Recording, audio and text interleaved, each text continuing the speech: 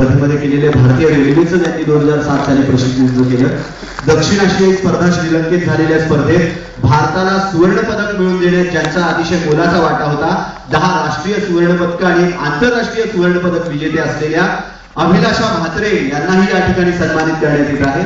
सन्माननीय अभिलाषा म्हात्रे आंतरराष्ट्रीय पातळीवर कबड्डीपटू असलेल्या, संपूर्ण जगभरात आपल्या नवी मुंबईचं नावलौकिक वाढवणाऱ्या अभिलाषा म्हात्रे यांनाही आजच्या कार्यक्रमाच्या निमित्तानं सन्मानित करण्यात येत आहे.